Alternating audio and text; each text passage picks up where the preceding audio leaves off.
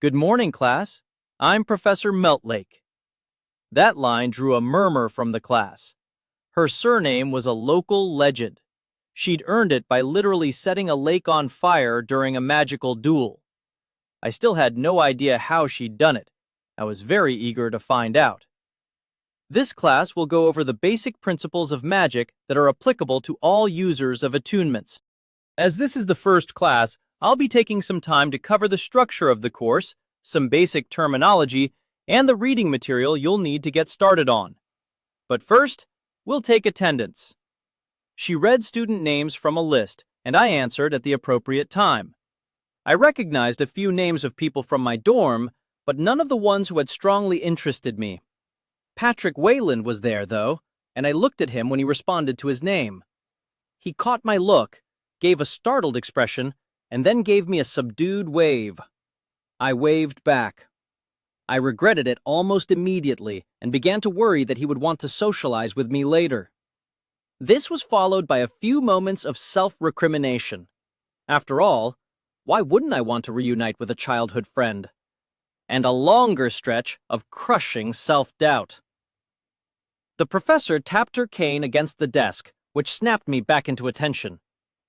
Now that we've handled attendance, let's discuss this class, shall we? Magic Theory will be your primary class this year, and in spite of the generic name, it contains the most important things you'll be studying. Consequently, Magic Theory will also be the class where you are tested on the sum total of what you've learned in other classes. She gestured with her cane toward the right wall. On the other side of the campus, you'll find the testing grounds. You will be tested 3 times during the semester on those grounds, typically with a group. These tests will determine if you've managed to pick up enough to apply the teachings of all of your classes. Think of each of these tests as being similar to your judgment, but with a team and more difficult challenges. I nodded along with the rest of the class.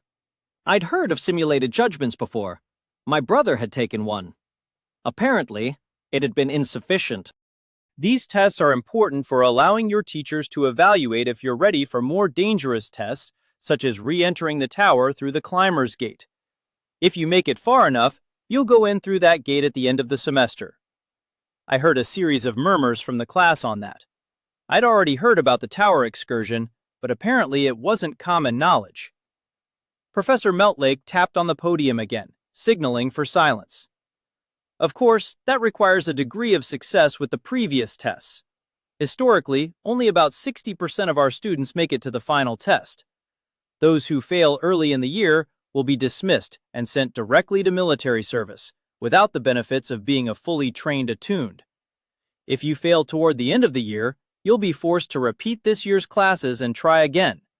That will not count as your second year at the academy, and thus, you would still have to complete an additional year of classes before beginning your mandatory service. I can't let either of those happen. If I get sent off to the military without learning to use my attunement, I could die without ever getting another chance at the tower. Even being sent back to restart the year could lower my total score to a point where the military would never allow me to be a climber. I'm certain most of you will want to avoid those unseemly fates, and thus, it behooves you to study to the best of your ability. For this class, your primary text will be Elementary Concepts of Magic by Stephen Breyer. There are 3 optional texts, and you'll find those listed in your papers. I encourage you to read the optional texts, but only if you are keeping pace with your reading for your other classes. She smiled, raising her cane. Now that we've gotten through the boring part, Meltlake's cane sprouted a stream of fire into the sky. I heard murmurs of awe from a good number of the students. They apparently hadn't seen as many demonstrations of magic as I had. That barely rated as a parlor trick. Let's talk about mana calling, shall we? She grinned, lowering her cane. Mana calling is the foundation of all magic. All humans have mana in our bodies, and that mana can take several distinct forms. For non-attuned humans, and most weak monsters, the majority of this mana is generic. In academics, we refer to this as gray mana. Non-attuned can generally only utilize their mana through devices, such as a dueling cane, As an attuned, however, you will be learning to utilize your mana for a broad variety of different purposes. An individual application of mana for a specific purpose is generally called a spell, and the use of spells is referred to as magic. I could already see a few people frowning, and I could guess at one of the reasons why. Some attunements weren't overtly magical in nature. The Guardian attunement, for example, was focused on unarmed physical combat. I knew they could do things that were beyond normal human capabilities, like breaking a wall with a punch, but I hadn't thought of that as being magic. The most important thing to learn is that magic, as a general concept, is easy. Learning specific spells and getting them right, however, can be quite difficult. To properly cast a spell, you must remember the exact amounts of mana you need, and then draw that mana from the appropriate parts of your body. Meltlake twirled her cane like a baton, creating a trail of flame that emitted from the tip and followed her motions. I heard a murmur of awe as she drew a burning attunement symbol, which lingered in the air until she waved her other hand and dispersed the flames. I am an elementalist.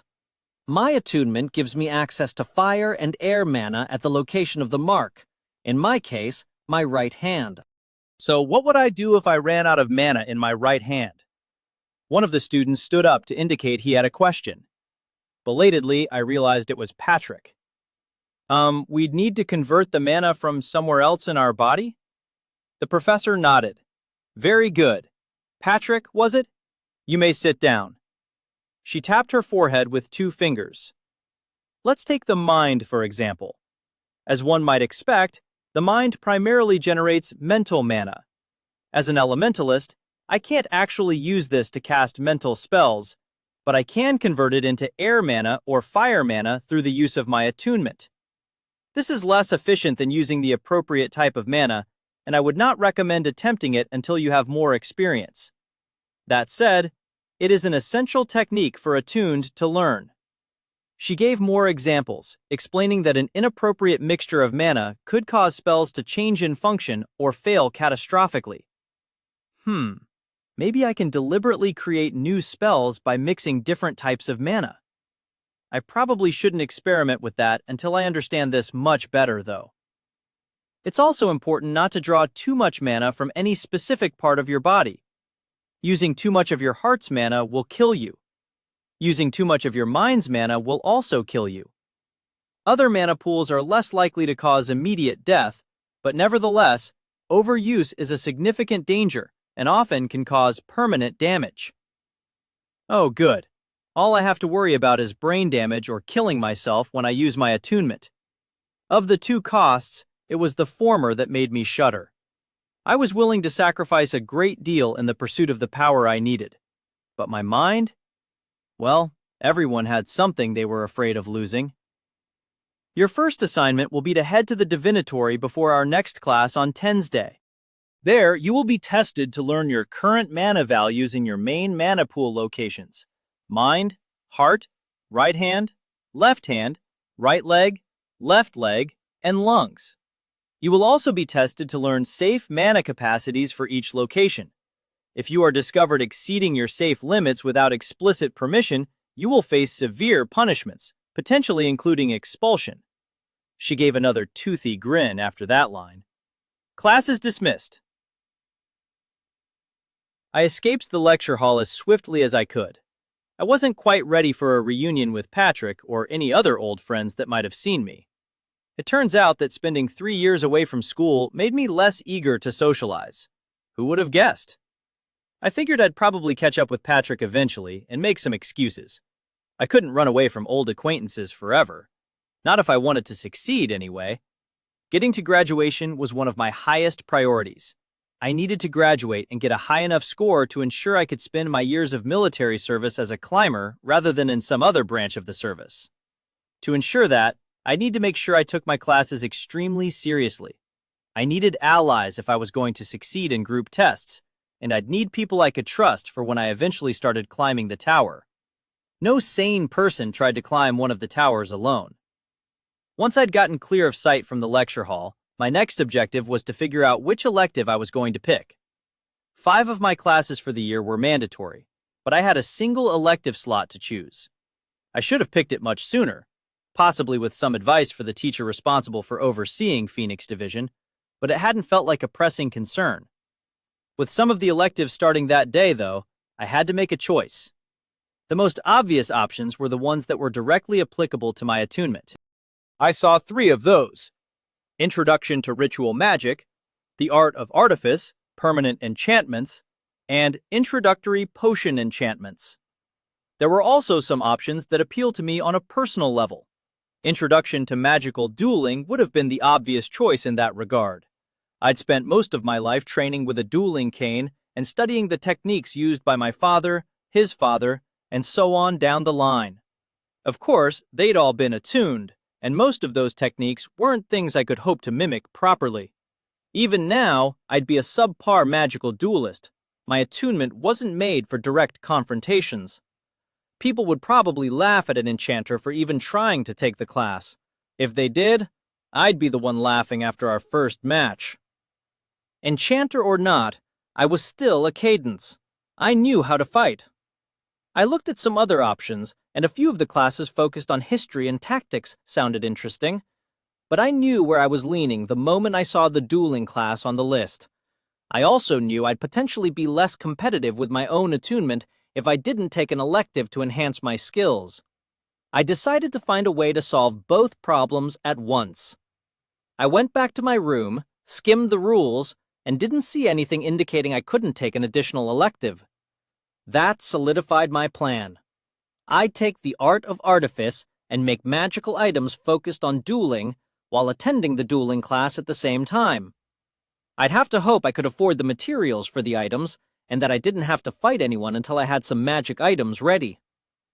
Gambling on multiple factors made me nervous, but that just meant that I'd have to work harder to minimize the risks. I knew I'd be hurting for free time if I took an extra class, but that was a problem for future me. I had a few options on when I could take the classes, but my schedule for the rest of the day was open, so I decided to go to the next dueling class that was available. That ended up being just a few hours later. I used that time to look up the relevant books for the class. It turned out there weren't any, and to pick up some lunch. There weren't any classrooms at the spot on the map where the class was listed. Instead, I found an outdoor stage with stands to seat at least a couple hundred people. It was clearly designed for theater performances, but when I took a seat in the stands, I figured I already had a pretty good idea of what we'd end up seeing on the stage. I was a bit early, so I watched other students trickling in, trying to size up my competition. At least half the students had a glove on their right hands. It was traditional for nobles to wear a glove until they had trusted retainers to protect them. The passing of the glove was a symbolic release of the wearer's well-being into the hands of another, and often one of the most significant ceremonies in a noble's life. Usually, the glove would be passed to a single retainer who had served the owner for many years. It was a daring formalization of their connection, and some nobles, my father included, never offered their glove to anyone. I'd always pictured giving my glove to Sarah when we were old enough to be attuned. Now, she'd never be a simple retainer to me. She was family. I'll probably never find someone else to be my retainer. It was a disappointing realization. I'd grown up on stories of the legendary bonds of loyalty between nobles and their retainers, and they'd settled in somewhere deep in my psyche. While many childhood ideals have eroded with the passage of time, the idea of having a retainer was rooted deeply enough in reality that it had dug in deep. This way, at least, I'll have to earn a retainer rather than being handed one. Maybe that's for the best. It felt a little better to think in those terms, and it helped to brush the line of thought from my mind. I turned back to observing the class. Most of the prospective duelists had the same few attunements: elementalists, guardians, and shapers. I noted a couple of summoners as well. Summoners are going to be serious trouble until I can make some items, and probably even after that. An elementalist might be able to handle 2 against 1, but I don't have any kind of battlefield control capabilities. Sarah must have come to the same conclusion. She arrived shortly after the other summoners, two familiar figures trailing behind her. The first was Patrick, the same childhood friend I'd seen in my magic theory class. The second was Roland Royce, a son of two of my mother's retainers. Patrick had grown broad in the last few years. Not fat, just thick, like a bear. With a build like his, I would have expected a guardian attunement or something physically focused, but he proudly wore an elementalist mark on his exposed right hand. Roland was as short as I remembered, and wearing his usual cold and determined expression. At a glance, I didn't see his attunement mark, but I did see two dueling canes on his belt, one sitting on each side of his hips. With each use of a cane painfully drawing mana from the wielder's hands, it would require prodigious focus to use two of them accurately. I expected most people to laugh at Roland when they saw his setup. Instead, I mentally added him to the top of my threats list. Anyone who underestimated him was going to be sorely disappointed. If I had been born a few months earlier, Roland would have been one of my own retainers. It was traditional for the children of house retainers to become the retainers for the children of the succeeding line of the house. Since Roland was born before I was, though, he was assigned to Tristan's service. When Tristan disappeared, some families would have chosen to move Roland into the service of the next child in line. But my parents had never officially written Tristan off as dead. Much like Sarah, Roland's parents served my mother, not my father. When my mother left, he too went along with them. He was currently following Sarah, just a couple feet behind and to the right. That was how a retainer walked. Either one of my parents had formally transferred Roland into Sarah's service, which would be a huge insult to me as I was older than her, or he was making a statement of his own. Regardless, it certainly brought home my distinct lack of retainers. They didn't sit near me, which was good. I wasn't sure how I wanted to handle them just yet. The starting time for the class came and went with no sign of the teacher. I heard murmuring amongst the students, some speculation that Lord Teft might not arrive at all. It was a full 15 minutes into the class when one of the students, a tall girl I didn't recognize, let out a gasp and pointed at the stage. "He's here, just watching what we do." I narrowed my eyes, looking at the spot she was indicating. It was almost imperceptible, a rippling distortion in the air, like a wave of heat. It was only with fierce concentration that I was able to discern the human shape. The sound of slow applause from the stage accompanied Lord Teft's appearance. "Very good, Miss Callahan. A full 10 minutes faster than anyone in the previous class noticed me." Lord Teft was handsome, the perfect image of a conventional gentleman, though unconventionally dressed. His suit was bright purple, the same color he'd worn on the stage. He leaned against a long wooden cane. Not a dueling cane, this one seemed ordinary. His blonde hair was meticulously cropped, and his smile displayed immaculate teeth. The students fell silent as he spoke. Perception. This is the single most important characteristic for any prospective duelist. No amount of power, speed, or even finesse is sufficient to overwhelm an opponent who is sufficiently aware of your strengths and weaknesses. He turned toward the student who had identified him. "Miss Callahan, you were the first to notice me. How and why? You may stand to answer." She stood up, proving even taller than I had expected. She was at least my own height, if not taller. I might have imagined it, but I thought she was blushing a little bit. "Well, sir, I didn't think you'd be leaving us alone on the first day, so I just kept on looking for you." "Good. You may sit." He waved a hand dismissively. Something seemed amiss, so she kept looking. "Now, can anyone tell me what she did wrong?" I frowned. Was he going to embarrass her further in front of our class? Roland stood up. "You." The teacher pointed at Roland. "Go ahead." Roland gestured toward the girl. She found something that resembled what she was looking for. A blur, an indication of invisibility, and stopped there. He folded his arms, turning back toward the stage. But shadows can manage things more complex than a single blur, and standing around invisible in the middle of a stage? That's asking for attention. It's misdirection. You're somewhere else. Lord Teft grinned. An interesting assessment. You are also wrong. I'm standing right here. I simply wanted to see if someone would fabricate a mistake when none was made, and you performed admirably. You may sit down. Roland's expression as he sat was even more dour than usual. I could understand why. Moreover, I was beginning to sense a theme in this teacher's style. Now that I knew what to look for, I found the blur sitting in the back of the stands almost immediately. I concentrated on details as much as possible, and it looked to be roughly the same height and weight as Teft. The clothes seemed to match as well. Interesting. Roland might have been wrong about the teacher being on the stage, but the core of his argument was right. The man standing on the stage was a form of misdirection. Some duelists prided themselves on planning several moves ahead, much in the manner that strategists attempted to in war games. What move was Teft planning? I saw Roland's gaze shift just slightly to the same spot I'd seen. He'd seen the blur too. He knew. And he saw me looking at him. I nodded, lifting my left hand and quickly extending 2 fingers in the air, an old signal we'd used in war games, an alliance offered. Roland's eyes narrowed, but he returned the gesture. The teacher folded an arm behind his back, raising his cane with his right hand and waving at the students. I suppose most of you are here because you want to learn to fight, yes? No need to wait on that any further, I suppose. Any volunteers? I blinked. We're going to start fighting now? None of us have had any training with our attunements yet. This is going to be a complete mess. Which is probably what he's looking forward to, I suspect. I didn't stand up.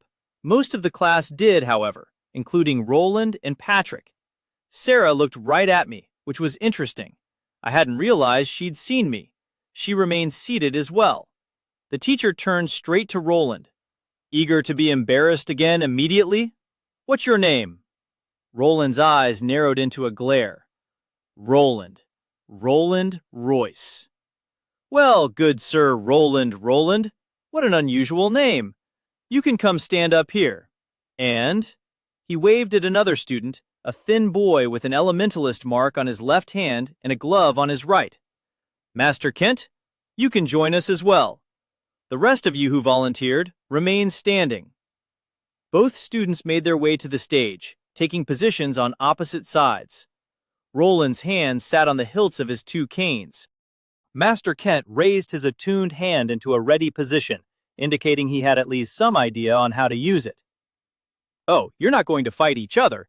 That wouldn't be interesting at all, he smiled. Outside of tournaments, most modern duels are not fought between 2 combatants who are equally eager.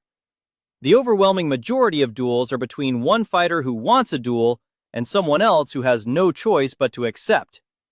The teacher turned to Kent. Master Kent, you're the son of a duke. When you inherit, you'll be able to challenge virtually anyone outside of the royal family to a duel. Let's assume you feel like showing off. Not much of a stretch, I assume, and wanted to do so by beating someone in a duel. Who would you choose? The skinny boy scratched his head. Well... He scanned the crowd. Can I pick someone who isn't standing? The teacher grinned. Of course. Kent turned his head, looking embarrassed. Guess I've got to pick Marissa Callahan then. The girl who the teacher had called Miss Callahan earlier balled her fists, but remained silent and seated. The teacher tilted his head to the side. Why would you select Miss Callahan? Kent folded his arms. Figures she already got herself some points by finding you first. Gotta beat someone who already made an impression. It was a fair answer, but his defensive body language and tone told me that he wasn't giving the whole answer. Interesting. Some history there? He's got a similar accent, but it isn't nearly as strong as Marissa's. Interesting reasoning, Lord Teft smiled. Miss Callahan, will you please come to the stage? Roland, you can step aside for the moment. You will not be participating in the first duel. Roland scowled, stepping off the stage. The teacher stepped back to the furthest point on the raised platform as Marissa reached the stairs, taking a position on the opposite side from Kent. I couldn't see any exposed attunements on Marissa's body, so I didn't know what to expect from her. Kent seemed to know her personally, though, so maybe he was more prepared. Lord Teft opened a compartment on the side of the stage, retrieving a large wooden box. After a few moments, he opened the top, reaching inside and raising a small metal disc. Before we begin, I will need to check everyone's shield sigils. If you're still standing, you can sit down. He walked to Marissa and Kent, briefly putting a hand on their sigils and closing his eyes. This shield sigil will be your best friend at the school. Currently, both of yours are fully charged, but I will recharge them between classes. Do not lose it. You will not like what happens if you lose it. As the combatants took positions on the stage, Teft walked among the rows of the class, checking every single student's sigil to ensure it was on and fully charged. His jaw was set hard as he watched the students. His playful demeanor had temporarily vanished. It made perfect sense. Even though there were presumably healers close by, it was tremendously dangerous to have inexperienced students trying to duel without any sort of protective gear. Our uniforms weren't built like dueling tunics. They would offer minimal protection, if any, from magical attacks.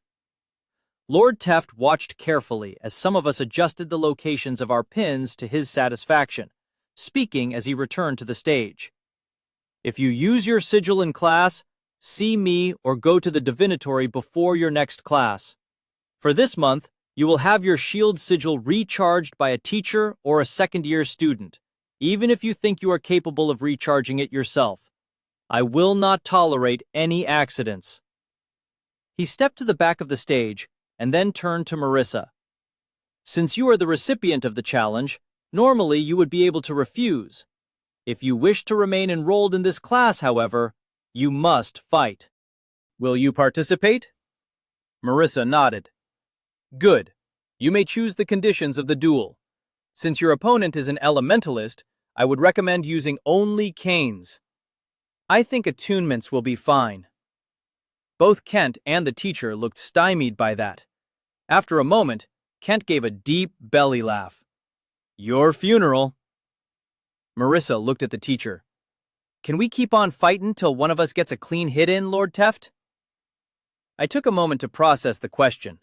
Her strong country accent was throwing me off. She and Kent were the first students I'd heard with accents like that, and hers was the thicker of the two. I'd seen other commoner students, but mostly merchants and such. Not a lot of people from outside of a major city could afford the cost of taking a judgment. What was her story? Teft nodded in response to her question. Oh, certainly. To be clear, I will ignore glancing blows and only call the match when one of you lands a solid attack. Marissa gave a slight bow. If it's all right by Master Kent, that is. Kent chuckled again. 'Tis fine with me. Means I won't have to go easy on you. She nodded silently, a look of intense focus crossing her features. Teft stepped off the stage. Well, that's settled then. Begin. No preparation time? I should have expected that given the teacher's prior behavior, but it still caught me off guard. Kent, however, seemed more prepared. He reached with a gloved hand and pulled his cane off his belt, flicking a finger against the activation rune. A burst of light surged from the cane, but Marissa was already moving. She pivoted to the right and leaned back, the movement causing the blast to miss her by mere inches. Her own cane was in her left hand a moment later. Kent fired again, but Marissa merely stepped to the side, her eyes focused on her opponent with deadly intent. A third shot, a fourth, each dodged with no sign of effort. Marissa was halfway across the stage when she raised her own cane for the first time. The blast ripped across the stage in a moment. Kent attempted to twist out of the way, just as his opponent had, but he was too slow. The attack clipped his right arm. A flicker of sparks erupted as the mana shattered against his protective barrier. Kent growled, tossing his cane aside and raising his attuned hand. Was hoping to go easy on you, Marissa. but you're not giving me much of a choice. Marissa continued to advance, eyes hard. You're not giving me much of one either, my lord. Kent raised his attuned hand and pointed it at Marissa, drawing in a breath before speaking. Third breath of the tiger, I call you. A torrent of sparks manifested around Kent's hand, flickering so brightly that I couldn't look at them directly. He pointed 2 fingers directly at his approaching opponent and then closed his eyes. Violet lightning. The voltaic charge was too fast for my eyes to follow, and it would have been far too fast for me to dodge. That was probably why Kent had chosen lightning. If Marissa was fighting based on dexterity, he had to choose something she couldn't evade. Marissa punched the lightning. The crackling bolt deflected off her fist, flashing skyward and disappearing into the distance. By the time Kent had opened his eyes, Marissa had closed the distance. Her fist glowed brightly as she slammed it into Kent's chest. The strike launched him back several feet and sent him tumbling to the ground. I winced. Even with the barrier, that had to hurt. Lord Teft clapped once. And that concludes our match. Marissa took a deep breath, shivering for just a moment before returning to her chair. 2 other students rushed to Kent's side, helping him stand. I turned my gaze back toward Marissa, who was still breathing heavily in her chair, her forehead matted with sweat. My mind replayed the moment of her deflecting that blast of lightning. Interesting. She didn't even use the cane. She's charging her bare hands with mana. Lord Teft turned to address Kent. That, Master Kent, is why an elementalist should never willingly duel a guardian without prior preparation. The teacher turned to Roland next. Your turn. Let's see if you've learned anything, Roland stepped onto the stage, looking wary. The teacher gestured at the audience. Who would you select to duel? My former friend scanned the audience briefly before his eyes locked on me. Oh, for the goddess's sake. For me, Corin Cadence would be the ideal opponent. Chapter 7. Duel. Lord Teft gave Roland a toothy grin and turned toward me. His eyes widened briefly. Is that an enchanting attunement? Rhetorical question. Of course it is. Why is an enchanter in my dueling class? He folded his arms. That part was not a rhetorical question. Answer. Is he messing with me? He checked my shield sigil. How is it he's just noticing my attunement now? I stood up. I intend to prepare a broad variety of enchanted items to assist with my dueling capabilities, sir. Enchanters are never successful duelists, Master Cadence, and even your family name won't change that. You can go find another class. I didn't move. After a few moments of staring at me, he added, I mean right now, Cadence. I glanced around. Roland had an expression that looked almost apologetic, which was more emotion than I usually saw him display. Sarah was clenching her jaw tightly. She looked like she was about ready to stand up and say something, but I didn't want to rely on her to protect me here. My right hand tightened into a fist, but I tried not to sound as angry as I felt. I'd known that enchanters would be looked down on by some. My father was clear enough proof of that. Valia had a militaristic culture, and I knew that attunements without direct combat applications were generally considered inferior. But somehow, I'd gotten the misconception that teachers would be impartial. That idealism being shattered this soon hit me harder than I would have expected. I'd like to be given a fair chance to demonstrate that my plan will work, sir. He shook his head, and then leaned against his cane. Fine, fine. I'll let you stay if you can last 10 seconds. I quirked an eyebrow. 10 seconds? 10. He counted, raising his cane and pointing it at me. It wasn't a dueling cane, but it was glowing. Oh, resh. I managed to rise and throw myself out of the way just before a globe of light appeared and exploded nearby. I caught a glance at the globe-shaped section that was missing from the bench where I had been sitting and quickly decided I didn't feel like taking a direct hit, barrier or not. Most of the students around me froze. A few had the presence of mind to move, and one of them even screamed. None were being particularly helpful. I ran for the nearest aisle, drawing my dueling cane as I moved. I didn't have enough room to unsheath my sword. I felt, rather than saw, the next globe appearing in front of me, and kicked myself backward. The blast caught another student and hurled him outside of the stands. I landed on my rear, barely managing to retain my grip on my cane, and turned to see the smirking teacher already pointing his cane toward me again. 9, he said. That was a lot longer than 1 second, but he hadn't been playing fair from the beginning. Fine. Screw fairness. Roland, Sarah, suppressing fire! I shouted it, my voice commanding, but I didn't expect it to accomplish anything aside from a distraction. As I rolled to my feet, I caught sight of Roland drawing both canes and opening fire on the teacher in an instant. Lord Teft spun, an incredulous expression on his face, and deflected both blasts with his cane. It was clearly some sort of magical focus. An ordinary cane would have shattered from the impact, and even a dueling cane couldn't deflect projectiles without an active blade. Roland didn't pause his assault, and as he continued to unleash his blasts, I heard Sarah speaking in a clear tone. Child of the goddess, I call upon your aid. Rain frost from the skies in a permafrost cascade. The skies darkened as her words echoed in the air. Dozens of spears of ice manifested in the air above Lord Teft, hovering in place for an instant before descending with artillery force. Holy goddess! Teft stepped backward, dancing around the first spears as they impacted with the stage, and then waved a hand.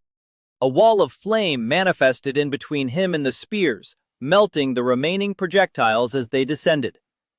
I had no idea how she'd just pulled that off, but I wasn't going to complain. While the students and teacher were distracted, I ran straight out of the stands toward the rest of the school. I'd barely cleared the aisle when Lord Teft appeared in front of me. To my credit, I raised my cane quickly, even as questions raced through my mind. What? Did he just teleport? Or... Teft's cane began to glow. I fired a blast from my own cane directly at it, connecting with the gathering energy, triggering an explosion that hurled the teacher back. He recovered almost instantly, shaking his cane in the air. 8, he said menacingly, raising the cane again. You have got to be kidding me. The logical part of my mind told me to run in the face of such overwhelming opposition, but I was done running. Or, more accurately, I was done running away. I charged him, running my finger across the room that triggered a blade to emerge from the cane. Behind me, near the stands, I could hear the sounds of more explosions, more combat. Distantly, I was aware that meant someone else was still fighting back there, but I didn't have time to evaluate that in any detail. Teft seemed ready for the move, raising his cane into a high Varasian guard, as if he was holding a saber. Considering the magic I'd seen him perform, I had to assume that a strike from the cane that connected would be just as dangerous as a real sword would be, if not more so. I couldn't afford to take a hit from that.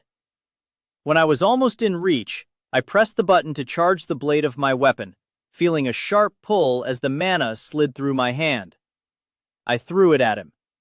Teft didn't look surprised by the move, but he also didn't avoid it completely. The blade glanced across the left side of his coat, revealing a hexagonal barrier that deflected it harmlessly to the ground. By the time he had recovered, I had already drawn the sword from my belt. The cane had been a good ranged weapon, but it had poor melee reach. With the sword, I could match his range, and I expected that the frost enchantments would lend it force. I smiled, assumed a Tyrian low dueling stance, and addressed the teacher. 7. His eyes narrowed. I lunged. Teft deflected my strike to the left, then followed up with a sweep at my legs.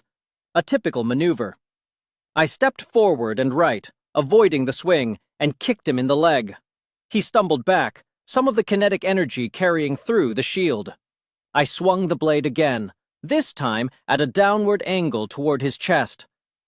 I never saw the explosion that hit me from behind. I was on my face a moment later, then rolling to my feet a moment after that, swinging my blade upward and deflecting a cane swipe aimed at my head. The weapons rang as they met in the air, and I saw a hint of frost creep down the tip of his cane as I pressed against the swing. Frowning, Teft stepped backward, waving his cane in the air as if to warm it. The frost continued to creep up the weapon as I stood, resuming my previous combat stance. Teft waved a hand over the cane, bathing it in a burst of flame. The frost melted away, leaving a shimmering cloud in the air. "Interesting," he mumbled, shaking his head. I lunged again, but he was ready this time. He sidestepped, slamming his cane into my left shoulder. My barrier kicked in and absorbed some of the impact, but I still felt a sharp surge of agony. Apparently, these defensive devices only offered partial protection. I staggered back at the blow, shaking my left hand in the air. I think we're at about -50 or so at this point. I'll call it 5. Teft beckoned to me with his cane. "Unless you can't continue, of course." I shook my head. "I was really only worrying on your behalf." After all, it must be difficult to retain your concentration when you have so many things to distract you. He raised an eyebrow. "And what do you mean by that, Cadence?" "Defend yourself. I'll explain while our weapons talk." I stepped forward, making a low swipe at his knees. He hopped over the slash and then swung at my arm again. I parried this time, pressing against his cane, watching the vines of ice spread from my blade onto his weapon. I wasn't certain if it was actually damaging his cane, but it certainly seemed to disturb my opponent, and that was enough. As I expected, he stepped away hastily, once again bathing his cane in flame. I struck again just as the flames dissipated. "I saw a second, invisible figure in the stands while you were talking earlier. You told Roland he was wrong, but his instincts were close to the mark." 4. You believe I have an accomplice of some kind? Or that I'm not Lord Teft, perhaps? He deflected my strike, but again, I was able to step forward and kick him before he could react. The attack didn't connect very hard, but he frowned and stepped back nonetheless. 3. Not at all. The Teft I saw on the stage was easily able to dodge Sarah's spell and deflect Roland's blasts. Those were much faster than the kicks I'm landing right now. Or, I said, the trap you just stepped into. I jabbed at him. He stepped back, as expected, and stumbled as he stepped right on top of the still energized blade of my dueling cane. I saw his barrier crackle as the mana charged in the weapon lashed against it. He stepped to the side and kicked the cane's hilt, sending it flying at me, but I was able to easily step out of the way. You're slower here because you're dividing your attention. One of you is a projection, a simulacrum. And that, I concluded, sidestepping and making a vicious lunge at his chest, is why you're too slow to win. He caught my blade in his hand. 2. You're right and wrong, Corin. He slammed his cane into my chest, knocking me back, and I lost my grip on my weapon as I fell backward. Dropping my blade, he followed me as I recoiled, putting his cane on my neck. I am a simulacrum, but I'm not slower than the real Teft. I'm autonomous. His eyes gleamed. I was letting you hit me. I grabbed his cane with my left hand, but my grip was still weak from his earlier strike, and he quickly pulled it out of my grasp. Do you have any other insights to share before we end this? He raised his cane, a crimson glow forming around the weapon. I gave him the most serious look I could muster. Just 1. No, 0, actually. He rolled his eyes, pulling the cane away and lowering it to the ground. Yes, you've lasted your 10 seconds. Very well, Corin Cadence. I suppose you can stay. Thanks, magical construct. Teft shook his head. Don't get too snide, boy. You're the one who just got beaten by a fake. And with that, the duplicate Teft vanished, and I picked up my weapons to rejoin the class. The real Teft was wearing a cocky expression, leaning against his cane when I made it back to where I'd been sitting, which was, of course, still ruined. I chose to stand rather than sit in the crater. Sarah and Roland were still standing too. Roland had returned to where he'd originally been seated. Lord Teft made a dismissive wave with his left hand. "You can be seated now, children." I folded my arms, glanced at the destroyed spot, and then back to him. Sarah and Roland sat down, though. "Close enough. Interesting tactic, Master Cadence, and admittedly not one I would have anticipated. Obviously, calling in outside help would be illegal in a duel, but I didn't say it was a duel, so I won't penalize you for it. Your performance was adequate." He glanced at Sarah and Roland. "And the loyalty of your friends somewhat surprising. I could have them expelled for attacking a teacher without permission." Roland bristled at that comment, but Teft continued talking. "This is, in fact, why they will be rewarded. In a battle, that sort of unflinching loyalty is a rare and valuable resource. Of course, you'll need to ensure that you're being loyal to the right people. 10 points to the 2 students who responded to Master Cadence's call. 15 for the other gentleman," he looked at Patrick, "who assisted them without Master Cadence's prompting." Patrick joined the fight? I hadn't seen that happen. It must have been while I was outside of the class area fighting the double. I felt a moment of guilt for not including Patrick when I'd called for help. Still, I hadn't known what his capabilities were, or that he would have helped. It seemed I'd underestimated him. I looked at Patrick and sent him a gesture of thanks. He nodded in reply. Teft continued speaking, beginning to pace around the stage. "I suppose most of you were focusing on the show on the stage. I'd like a student who wasn't involved in that little contest to summarize for the other students what happened to Master Cadence after he fled the stands. Anyone?" Kent stood up. "My, volunteering again, Master Kent. Very well, explain." Kent stood, gesturing to the area where I'd been fighting. "He was fighting a copy of you over there. A simulacrum, I think. One of the Shaper spells?" The teacher nodded. "Close enough. Simulacra will be the subject of today's lesson." I raised an eyebrow at that. Given Teft's behavior, I wasn't aware this class was going to have lessons. Teft paused his pacing, coming to the center of the stage. "A simulacrum is a copy of a living being that is constructed from mana. As Master Kent pointed out, creating a simulacrum is one of the most advanced abilities of the Shaper attunement.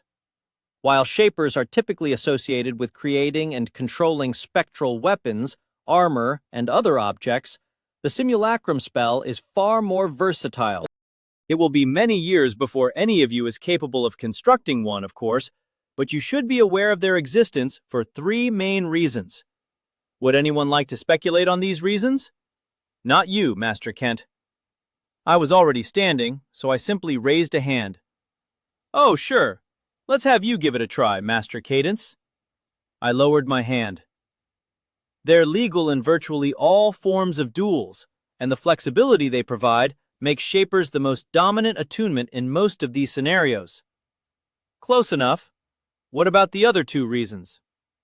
I scratched my chin. "You said earlier that perception was important. You were deliberately misleading us so that we didn't notice the simulacrum." "An accurate assessment, but not related to the question I'm asking. We'll call that 1 out of 3. Anyone else?" A student I didn't recognize stood up. He was dark-skinned, heavy-set, and wore thick spectacles. "You," Lord Teft gestured at the student. "Ah, an actual Shaper wants to answer a question about Shapers. Miracle of miracles. I don't recognize you. Give me your name and answer." "Matthew Cord, sir. And, I think what you're looking for, or one of the things, is that, monsters in the towers are usually simulacra?" "Good, good. Not precisely accurate, but close enough to count." I was taken a bit aback. I'd never heard anything like that. Taft continued his explanation. Ever wonder why monsters in the tower vanish when slain, often leaving behind crystalline mana? And how there always seem to be more monsters, regardless of how many climbers go through the tower?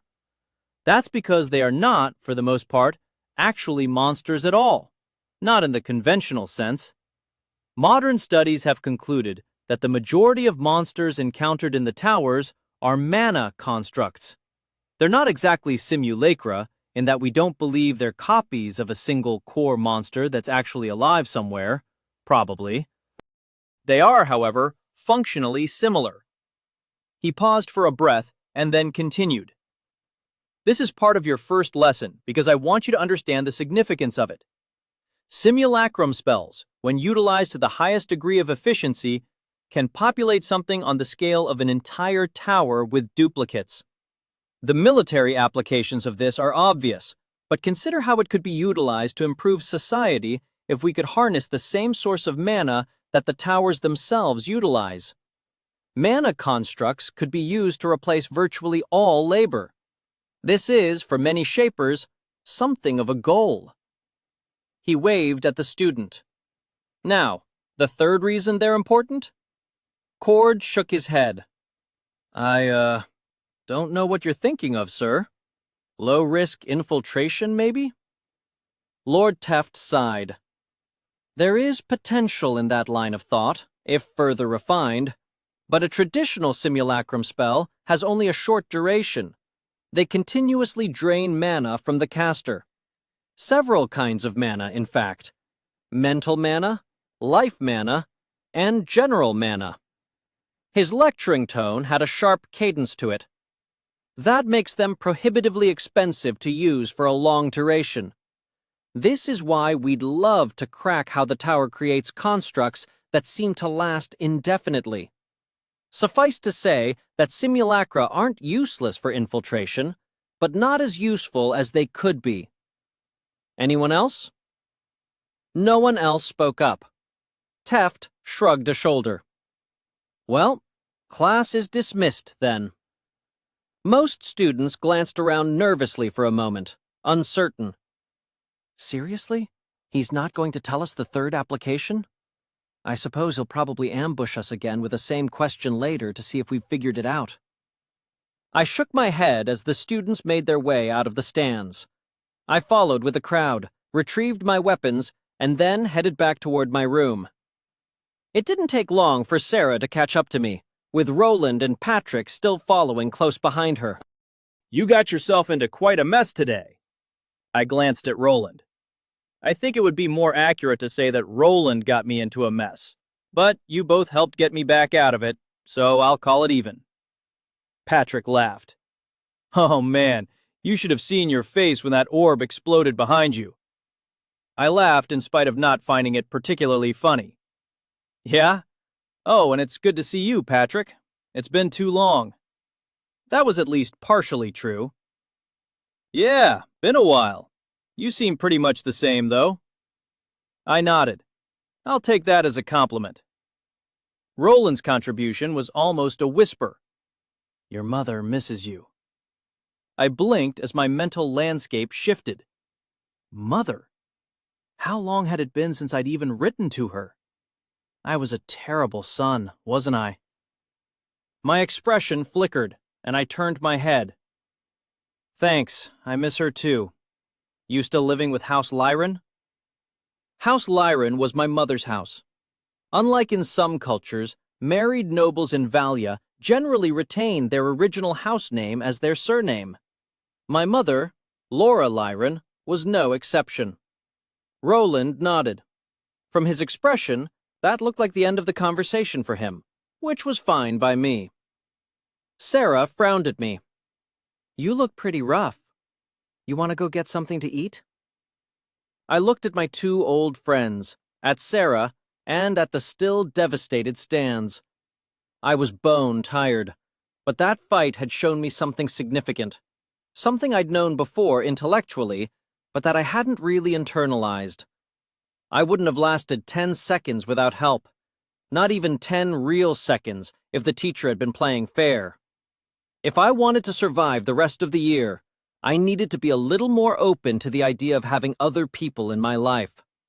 And so, I fought down the nervousness and fear that still lingered in my veins and said, "Okay." My right hand was twitching as I set my tray down on the table in the dining hall. I didn't know if it was because I was nervous or just a side effect of the mana that was siphoned from my hand each time I'd use the dueling cane. Most likely, it was a combination of both. Sarah sat down next to me, which made things a little easier than if I'd been stuck sitting in close proximity to Roland or Patrick. I'd never had a problem with something that minor when I was younger, but a couple years had made me anxious that I wouldn't live up to anyone's expectations. While I poked awkwardly at my food, Patrick leaned across the table toward me. "That was amazing back there. Do you think we're going to get to fight in every class?" I blinked. Goddess, I hope not. I'd been practicing dueling since I was old enough to hold a cane, and younger than it was strictly legal. The fight we'd just engaged in was not something I was particularly interested in repeating. I didn't like being an object for his lessons. I shook my head. We'll get more chances to duel, I'm sure, but he wanted to make the first day flashy to leave an impression. Sarah gave a snort of a laugh. If we wanted to leave the impression that he's a dangerous narcissist, he succeeded at that. "I warned you." Roland folded his arms, looking to Patrick, then to Sarah. "He has a reputation for these kinds of grandiose actions." Patrick grinned. "I thought it was amazing. How often do you get to see magic on that scale? I mean, there was that one time when Lady Lyran—" Sarah cut him off with a sharp gesture. "We all remember Lady Lyran's duels, Patrick." Did I sense a hint of bitterness there? What was that about? I supposed Lady Lyran being my mother and not her mother probably had something to do with it. If Sarah was my half-sister, did Mother treat Sarah badly? I'd never seen anything like that, but it wasn't impossible, especially for the last few years while we'd been far apart. I wanted to ask about it, but this wasn't the place or the time. Instead, I turned my head to Sarah to ask her something different. "What was that spell you cast? I knew you told me that summoners could draw power from monsters. Is that what that was?" Patrick nodded vehemently. "Yeah, that was amazing, Sarah. That must have been, what, like a rank 2 or 3 spell?" Rank 2 or 3? I hadn't studied much about magical classifications yet. I knew spells varied in power, of course, and giving them some kind of number designation made sense for an academic setting. Still, I didn't ever remember hearing that term used. How much had I missed in the last few years of school? 4, actually, Sarah smirked. Patrick's eyes widened in awe. Sarah turned back toward me. "And to answer your question, Corin, yes, I was drawing from a specific contract to cast that spell. I don't need to summon the monster itself to do that. Summoning monsters directly is rare and dangerous." My brows knit together at that. I've seen plenty of monsters summoned in duels, though. "Those are almost always figments, not the original monster," she explained. Figments? I really hoped I wasn't the only one behind on these facts. What are those?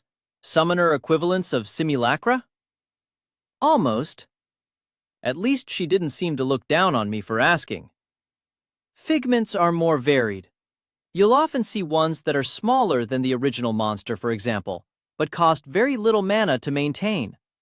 I could make several of those at once and make each of them slightly different. Maybe make one monster quick, another more resilient, or that sort of thing. That sounds pretty useful, I noted. Can you make something stronger than the original monster? She gave a thoughtful, before answering. Probably. I suppose that depends on the monster. Roland narrowed his eyes. How are you casting rank 4 spells? Most graduates can't do that. Sarah steepled her fingers. I've got my ways. Typical Sarah. When it became obvious that she was not going to answer, Patrick's attention turned to me. So, Corin, he said, faux casually. How'd you get that ice sword? I reached down and ran my hand across the grip of the sword self-consciously. I had it with me when I left the tower. That's amazing. I've never seen anything like it. He seemed to have forgotten to downplay his excitement, and his voice was enthused. I've always wanted a magic sword. I felt myself smiling in spite of my reservations. Patrick's energy was a little overwhelming, but he was so earnest that I couldn't stay irritated. Yeah, it's pretty great. Only reason I managed to hold my own back there. Once I figure out how it works, maybe I'll let you use it sometime. He made high-pitched sound. I would love that! Thanks, Corin. I nodded, going back to focusing on eating. We spent most of the rest of the meal exchanging small talk, catching up a bit on the years we'd spent apart. All things considered, it wasn't a bad way to spend a meal. Chapter 8. Training Courses. The next couple days went relatively smoothly by comparison. No other teachers threatened to annihilate me with overwhelming magic, just overwhelming homework. I had a lot of reading to do. I also had to get my mana ratios tested at the divinatory. I got around to that on Cures Day night, just before the deadline. The results weren't quite what I expected. From the diviner's frown, they probably weren't what he'd expected either. I'd been sent to a second-year student for my measurements. There weren't any teachers working at the hour I'd arrived. He was tall and thin, with thick spectacles and probing blue eyes. You've got one of the worst mana balances I've ever seen. He scribbled notes in his book, sighing. Give me your right hand again. I'll double-check it. I offered him my hand, frowning. My mind seeks the truth within. Give me sight of his strength. The diviner finished his incantation, pulling away from my hand. Looks like I was right the first time. He shrugged. Nothing for it then. You're going to have a hard time being an enchanter. I frowned at that. What do you mean? He pointed at my right hand. You've got C-ranked mana in your sword hand, which is good for your first week. That's what you're expected to have in your attunement location. Unfortunately, that's not where your attunement is, and it's the wrong type of mana. He pointed at my forehead. You're rank D in your actual attunement spot. That's not great. You should have at least rank C there. And a mark on the forehead isn't great for enchanting in general. You're probably going to have a tough time getting started. My frown deepened. Can't I just use the mana from my sword hand? You'll develop scarring. You've been overusing it already, and probably for a long time. That didn't sound good. Scarring? What do you mean? He rubbed his forehead. Did no one explain how to properly use... Never mind. Of course not. Okay, listen. This is important. If you use too much mana from a particular part of your body, you can hurt yourself. Do that without giving yourself time to recover, and you end up with mana scars. Permanent damage to the flow of mana in your body. You're already very close to developing some in your right hand. Undoubtedly from training with the dueling cane. Thanks, Dad. Really great parenting there. I've been using mana for a long time, yeah. I closed my eyes for a moment.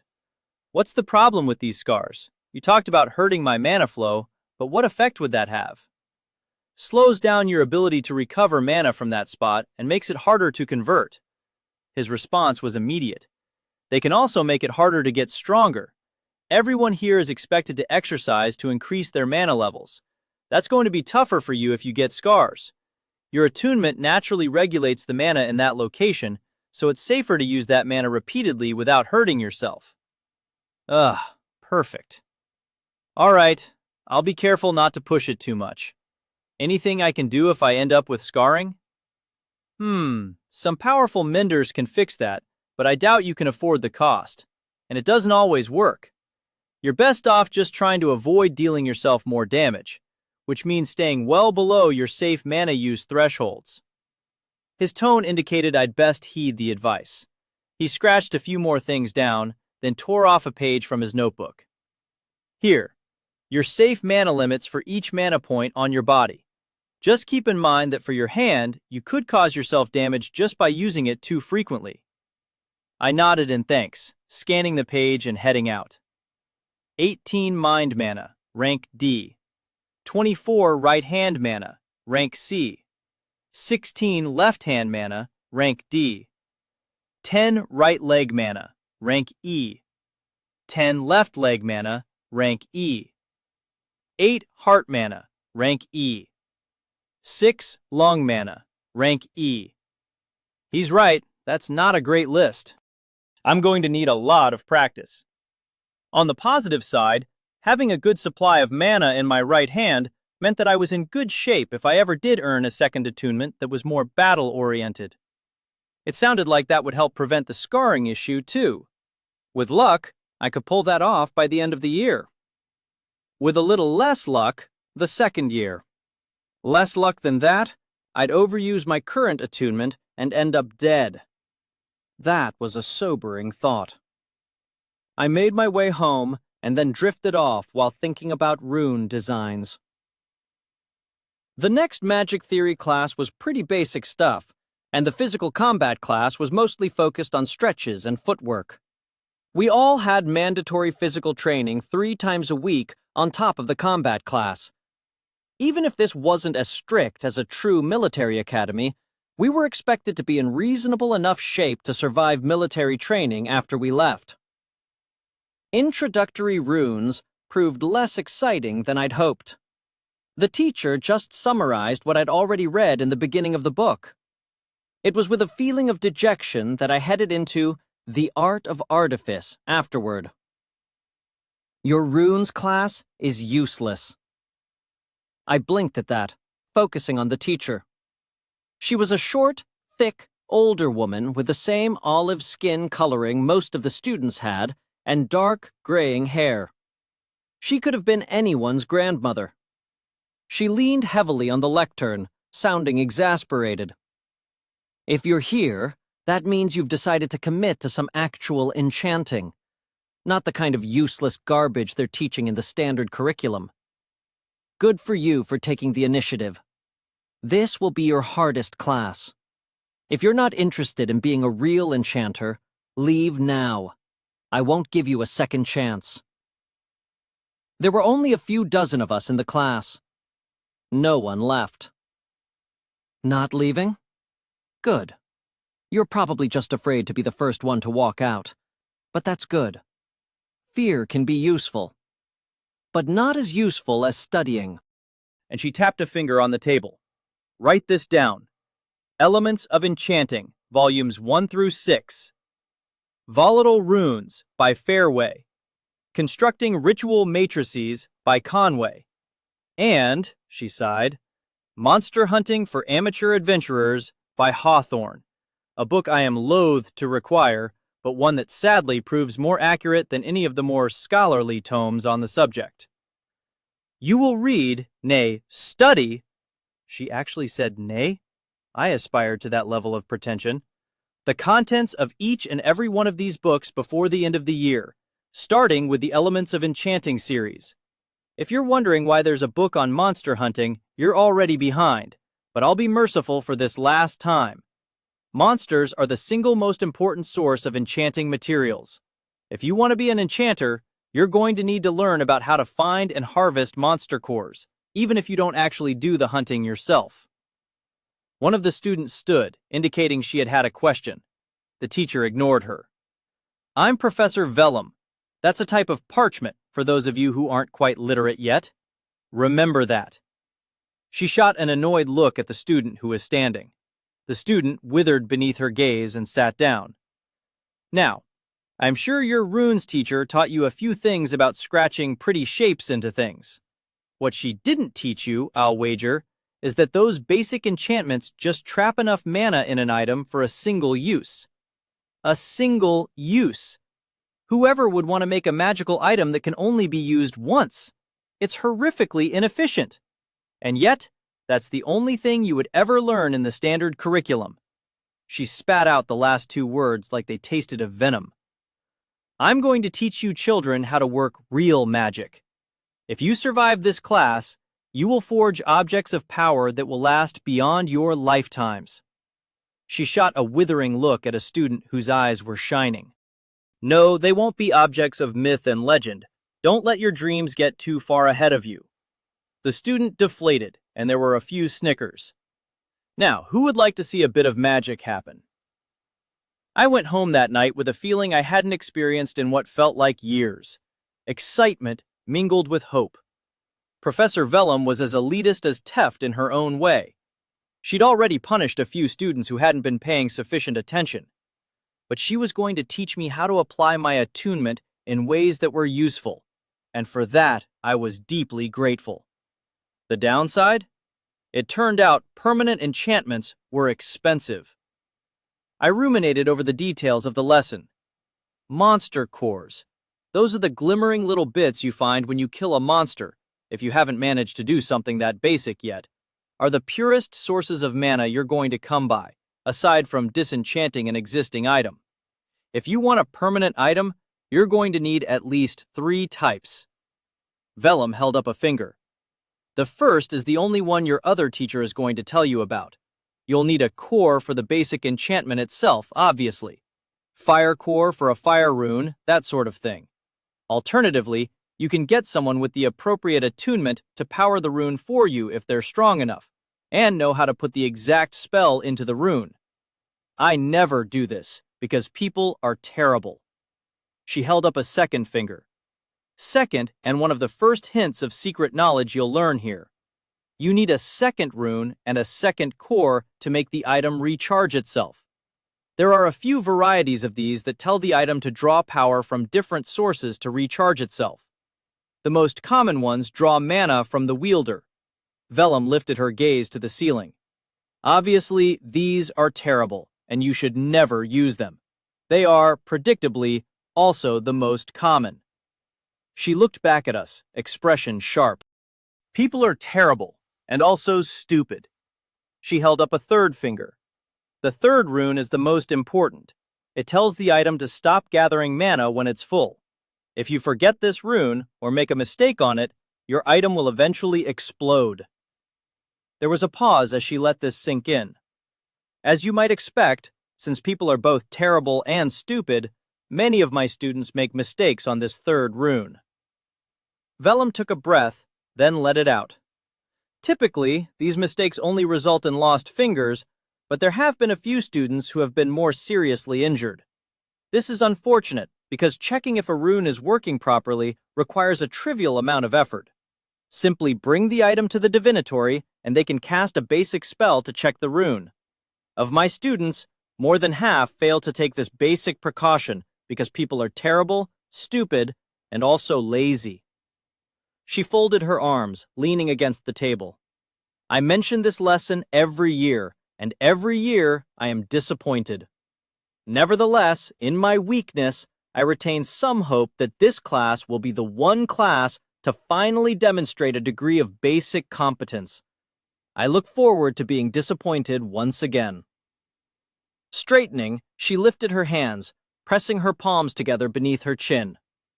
Now, let's talk about the types of cores you'll need. I took extensive notes throughout her entire lesson. Oddly, I think her vitriolic sense of humor helped me to focus. Unfortunately, the cores she was talking about for making permanent items, they'd cost about 10 times more coin than I had on hand, just to make a single basic magical item. We'd get some materials from the academy as a part of the class if I lasted that long. Not a lot, but enough to meet the basic requirements. Barely. I wasn't satisfied with that. I wanted to get to making permanent items as quickly as possible, and that meant either finding a source of income or a direct source for cores. I was contemplating that, getting ready to sleep, when I heard a creaking sound come from my doorway. It took less than another second before the board that was nailed over the door split in half, and my door flew wide open. A tall, hooded figure dressed in all black was standing in my doorway. A wickedly curved knife was in their right hand. My first thought was, why is there an assassin in my doorway?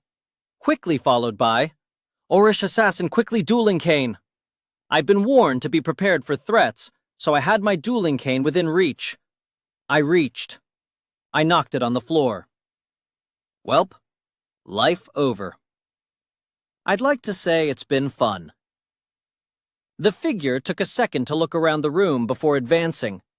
That bought me a precious moment to reach down and grab the fallen cane, flip it around, and fire 2 shots into the intruder's chest. No effect at all. The mana dispersed across the surface of the intruder's tunic, shimmering as it spread. It wasn't an effect I'd seen before, not a traditional barrier. A dueling tunic would have taken damage from the blast. This thing was more resilient. The intruder lunged. I rolled out of the bed, firing another blast, but not at the intruder. This one hit the ceiling, pounding a hole through layers of wood into the room above. It wouldn't have enough force to hurt anyone up there, I hoped, but it was sure to get their attention. If anyone was up there. My evasive roll turned out to be more of a wrap myself in a bedsheet and fall on the floor roll. It still served the purpose of getting me out of the way of the daggers for a second, but ultimately, I was in a worse position afterward. In the second that it took to disentangle myself from the sheet, the intruder was above me, bringing a dagger down toward my shoulder. The dagger glanced off a barrier, generated by the shield sigil pinned to my nightshirt. Yeah, I slept with that on. I punched the assassin in the face. The intruder recoiled from the blow, giving me enough time to kick at their legs, but my angle was bad and the impact was minimal. Another dagger strike came down, but this time I rolled right. The dagger splintered the floor, and I pushed myself to a crouch. A kick hit me in the face. The barrier soaked some of it, but I still fell backward, hitting my head against the nearest wall. That hurt, and my vision swam. I ducked the next kick, which smashed a chunk out of the wall above where my head had been. Blearily, I noted that ordinary kicks shouldn't have that amount of force. I switched tactics, running my hand along the other rune on the hilt of my cane. A short blade popped out of the hilt, and when the next kick came in, I lashed at the offending leg. I missed, but the attacker retreated a step. I stood up. The intruder ducked, taking a lower stance, reversing their grip on the knife. It wasn't a stance I was familiar with. To be fair, though, there weren't any knife fighting stances I was familiar with. I'd never learned to knife fight. Apparently, they had. My odds were bad. I yelled for help. The intruder glanced toward the door, hissed, and then lunged forward, making a sweeping cut toward my face. I blocked it with my own blade, kicking afterward, but meeting only air. The intruder stepped back, reaching into a pouch. I flicked the other rune, feeling a sharp sensation of pain as mana surged through my hand, igniting the dueling cane's blade. The intruder threw something from the pouch, a potion, right at me. I caught it with my offhand and threw it back. I could see their eyes widen even with their cowl in place. I smirked. My smirk was short-lived. The intruder vanished from where they had been standing, appearing right in front of me. The potion hit the door of my room near the door, but didn't break like I'd expected. Then there was a knife at my throat. "Don't move." The voice wasn't coming from the intruder. It was coming from Jin, standing in the doorway, with a revolver pointed at my assailant. The invader laughed. "Not bad. I expected the rune I drew outside to block any shouting for help, but I didn't expect you to shoot the ceiling." A woman's voice, and oddly familiar. The knife pressed closer against my neck, then pulled away. The intruder dropped the weapon. Jin narrowed his eyes. "Slowly raise your hands. Do not speak again."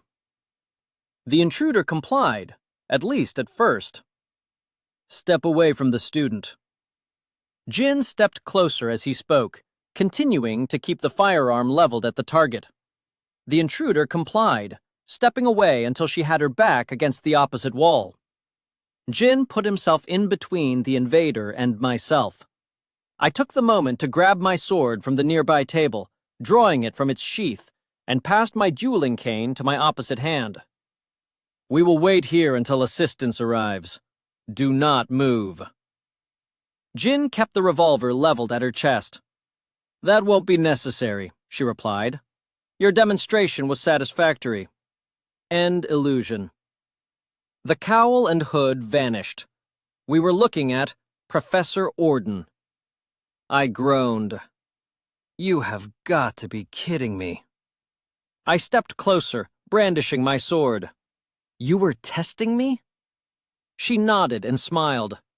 "I did warn you to prepare." Jin didn't take his eyes off her. "Corin, can you confirm that this was a test that Professor Orden warned you about in advance?" "In a sense. If you stretched the concept of sense, anyway. She told me to protect my room against potential threats. She did not tell me that she planned to test them personally. And, since our friend here is clearly a shadow, or some other kind of illusionist, she could be anyone. End illusion could be a key phrase to cast an illusion." "True," the woman admitted. "How could I convince you that I am Professor Orden, then?" My mouth twisted. "You couldn't, under these circumstances. At all." I could ask you what I discussed privately with Professor Orden, but if you're an assassin who is after me, you could have gathered that information through other means. You could have been watching, or you could have captured or killed the real Orden and taken information from her. My, you're a suspicious one. I like that. Perhaps a Jin fired the revolver. The bullet hit right next to her head. No demonstrations. Jin gestured with the revolver, while I closed to threatening range with my sword. Out. I will not miss again. Her eyes narrowed. You students are getting dangerously close to offending me. Jin tightened his jaw. Good. You have already offended us. Cadence, she hissed. I will expect to see you in the morning for a discussion. I waved with the flat of my sword, and she followed the gesture, backing out to the room. I'll plan to meet Professor Orden at her office. If you happen to be the one there, we'll discuss how you can authenticate your identity. I will be there. She snapped her fingers and vanished in a jet of smoke. Huh, I examined the smoke. I thought that only theatrical villains did that. Jin reached down, picking up the fallen potion vial. Evidently that woman is a theatrical villain. I nodded sagely, then grew serious again. Thanks for backing me up. I owe you one. No, he countered. You owe me two. He pointed upward. One is for the repair of my floor. Jin and I headed toward Tortoise Female Building number 14. We'd mutually decided that staying in our own rooms was too dangerous, in case real assassins were after me.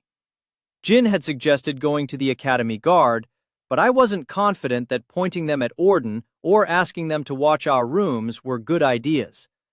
I needed more information before I could bring more strangers into the situation. While I'd gotten dressed, Jin had gone back to his room for more ammunition. By the time he'd gotten back, I had my dueling cane and sword buckled on. I'd also grabbed a pillow. First favor, Corin. Tell me why you are hunted by assassins. I sighed. I'm probably not. I think that was the real Orden, and she's probably paranoid. Evasive answers don't count as favors. He was right, but can I have a minute to think about how best to answer? Of course. I took a minute to think, and another minute. Jin helped me out, but I don't know if telling him anything is wise. That voice was pretty explicit that I shouldn't be spreading word about what happened in the tower. On the other hand, if that was the real Professor Orden, I absolutely can't trust her if her idea of testing my defenses is a mock attack on my room. What is it with these professors and attacking students? Gah. Okay, I'm going to tell you some bits and pieces, but you're going to be in danger if you learn too much. I don't mind a bit of danger. I shook my head.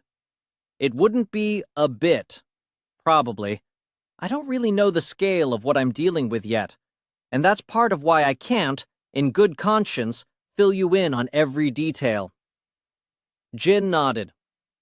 Continue. I saw some things at the tower that I probably shouldn't have seen.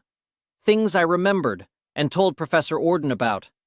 She told me that what I knew could put me in danger, and to prepare. Explains the assault, even if it doesn't justify it. Yeah, I suppose she wants me to take protecting myself seriously. Jin gestured to me with his offhand. You did as well as I'd expect anyone to. I think I might have blushed at the compliment. I wasn't used to getting those. Thanks, I guess. Anyway, I can't say much else for now, but I'll talk to Professor Orden in the morning and see if I can get permission to bring you in on things. Permission? He raised an eyebrow. Really? With her behavior, you would leave her to make that decision? I sighed. I was feeling pretty hot-blooded back there, but in retrospect, I really don't have the experience that she does to make decisions about this sort of thing. Frankly, we should probably be glad we're not being thrown in prison for assaulting a teacher. She invaded your room. There would be no grounds for such a thing. I rolled my eyes. Professors have a lot of influence. If she claimed she was there for routine business and we attacked her, the courts would probably take her side. But that's not her angle. If that was her, and it almost certainly was, her motivation was to test me and scare me. Both worked. Mission accomplished. What convinced you that it's really her? Simplest answer, really. She's the only one who has actually mentioned any threat toward me. I've seen no evidence of anyone knowing about my experiences in the tower aside from her. I haven't told anyone else. After I said that, I realized it wasn't strictly true. The voice had also mentioned potential danger, and anyone who had seen me in the tower, Karas, Vera, or even Katashi, could have sent assassins after me. I just didn't think most of them had any motivation to. Orden had mentioned that Katashi might send agents to get rid of me. That was plausible, and it was a scenario worth considering and preparing for. But if they thought I was a big enough threat to warrant attention, I strongly suspected they would have found a more effective way to get rid of me than sending one person with a knife. This particular attack was much more likely to be the real Orden running a test, but that didn't mean I was free from actual danger. If anything, it meant Orden thought the danger was severe enough that she wanted me to take it seriously. Jin replied helpfully. We arrived at the dorm shortly thereafter. Much like mine, the building was 3 stories, and the doors to the rooms were external, which meant that we didn't have to bypass any dorm guards. Jin holstered his revolver on his hip. We walked up the stairs, and I knocked on Sarah's door. It took a minute before she opened it, wearing a nightgown. Her hair was disheveled. Jin's eyes widened. Then he glanced away. He looked a little embarrassed. Sarah's eyes did the opposite. She folded her arms. When I asked the goddess to send me 2 men in the middle of the night, this was not what I meant. I completed the eye motion theatrics by rolling mine once more. Can we come in? She sighed, waving us in. Fine. You must be positively desperate if you're here. I wasn't that bad about visiting her without an agenda, was I? Yeah, I definitely was. I'd have to get better about that. We followed her inside the room, which was the same size as mine. She sat on her bed, staring at me. Jin was pointedly looking away from her. I closed the door behind us. We need a place to stay for the night. Sarah tilted her head down. You're joking. Nope. Why? Assassins. She leaned forward. Assassins, she echoed, deadpan. You caught me. I flicked my hand dismissively, looking upward with exaggerated irritation. It was only one assassin. She was very skilled, Jin added. You two, Sarah said, rubbing the bridge of her nose, can spoon on the floor. I leaned against the back wall. I was kind of hoping you could put Jin in a room with one of your friends. Jin gave me a look that contained more horror than I knew he could express. Problem? Jin shivered and looked away. It would not be appropriate for me to stay in this place. If he had somewhere else to say, he hadn't mentioned it. Aw, don't be shy. I blamed Sarah for bringing out my urge to tease. Poor Jin was collateral damage in our normal dynamic. He deserved better, so I could at least reassure him. I think the dorm rules are superseded by the destruction of our rooms. Sarah raised her eyebrows at that. Wait, what? Long story. Anyway, can you find him a spot? Sarah sighed and stood. Your friend, who you know you should introduce me to, can stay with my lovely and nubile friend Patrick in the nearby boys' dorms. Jin breathed an audible sigh of relief. Thank you. I chuckled. Most guys would have killed for a chance to have an excuse to be here. This, I gestured, is Jin. Actually, I still don't know what attunement he has. Jin pressed his mouth flat and looked as far to the side as his eyes would go. He obviously wasn't planning to fill in the blanks. I gave a sigh of resignation, and his lips twitched. His gaze flicked back to me, and he winked. It seemed his mood was improving. And this, I gestured, is Sarah. Sarah smiled with her usual charm. Sarah Cadence, it's a pleasure to meet you, Jin. Now, if you boys would step outside for a moment, I'll get dressed and escort you to Patrick's room. Chapter 9. Hard Day. I woke on Sarah's floor with a terrible neck ache. We dropped Jin off with Patrick, who had been kind enough to lend out his own floor, much as we'd suspected. We didn't fill Patrick in on any details aside from Jin's room being in need of repairs. Maybe I'd tell him eventually. Sarah was reading in bed when I pushed myself off the floor. Finally, now do I get some real answers? She stared down at me. I rubbed my neck. I wish I had them. Suffice to say that I was attacked last night, and Jin helped me out. Attacked? She pushed her covers away. You actually meant that comment about assassins? What happened? I probably shouldn't get into it until I have a better idea of what was really happening. Simple answer is that I think one of the teachers was testing me, or maybe hazing me. Probably both. You could file a complaint about that. I shook my head. Not worth it. Thanks for giving me a place to rest. I stood up. You're the only one I trusted. She eyed me dubiously. You really mean that? I put my arm down slowly and raised my head to look her in the eye. Yeah, I do. There was a beat of silence before I turned away. And I will fill you in on more of this when I can. I promise. Until then, though, I want you to be extra careful. I don't think there's any actual danger, but last night got me nervous. So much so that I'd had trouble getting to sleep. Buy a chain for your door, I urged. Today. I'll help you install it if you need me to. We need to start warding our rooms, too. I'll learn the necessary runes. She ran a hand through her hair. You think we're really in danger? All I could do was shrug. I don't know, but if last night proved anything to me, it's that it's better to be as prepared as we can be. If there's a threat to you, or to both of us, I'd really like to know why.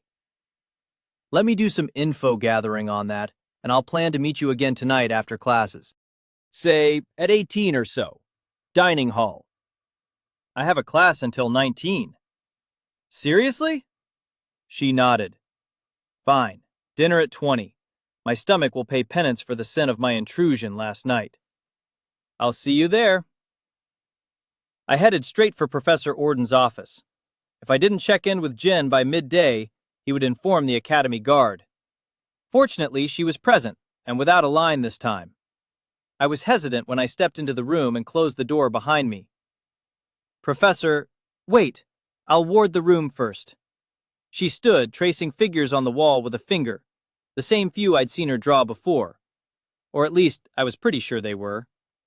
When she finished, she sat back down in her chair.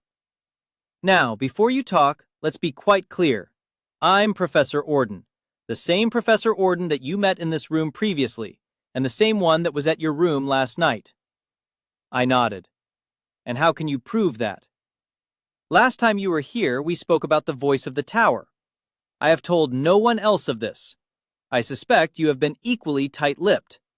Thus, unless you think someone was spying on this chamber, quite unlikely, but you're welcome to check the runes, I am, at very least, the same Orden you talked to previously. She took a breath. You could assert that I was never the real Professor Orden, but that line of thinking doesn't get you anywhere. If I'm good enough to pretend to be Professor Orden to the entirety of the campus staff, I'm effectively Orden as far as you're concerned, no? It would be a problem if you're not the same Lyris Orden the voice directed me to. The voice called me Lyris? Curious. Continue. But you're right. I have no way of doing anything about that right now. Maybe I'll look into your records or consult a diviner eventually. I should also mention, before things get too heated, that my compatriots will be going to the Academy Guard about you if I don't tell them not to by a designated time. Jin was the only one I'd actually warned, but in fairness, Sarah probably would go to the guard if I missed dinner. Maybe I should have told her more specifics, though. How assertive of you. Unnecessary, but good. Your friends, if they reported the incident, would find the guards quite amused. I reported my raid on your room to them in advance, of course. Your dorm chief was also informed in advance. Had you checked with either of them, you could have confirmed that. Of course, I hadn't anticipated a firearm being discharged. How novel! And the guards already did investigate the scene. She gave me a pointed look. You would have also known that, and met with them, if you had stayed rather than retreating to Miss Shard's room. I tensed at that. Yes, of course I know where you went. You should endeavor to be less predictable next time. Fortunately, I am not actually your enemy, and you performed better than anticipated in the test. As such, I will allow you to be a part of the investigation if I require your help. I tilted my head to the side quizzically. Investigation? She tapped her fingers on the table, am looking into an incident that happened at the tower. I may require your help, but I will be looking into some other matters first. An incident? I hope she's not talking about my little prison break. I scratched my chin. All right, but you're going to repair my door, and my ceiling. She let out a light trill of a laugh. No. Ward your room, Corin. You're an enchanter. No excuses. I gave you days. I had literally zero training as an enchanter until yesterday. I didn't offer the retort that was on my mind, though. It would just make me look weaker. Fine, but if you want me to make serious wards, I need resources. For the moment, I need you to learn more than I need you to earn, so I'll consider it. Nothing today, but perhaps I'll arrange for you to receive a delivery at some point. In the meantime, we need to continue our conversation elsewhere. This place is, as I've mentioned, not perfectly secure. I had planned to take you somewhere to speak last night, but you were quite insistent on me leaving. I nodded, turning toward the door. Where are we going? No need for walking. Take my hand. I didn't like where this was going, but I was tired of waiting for answers.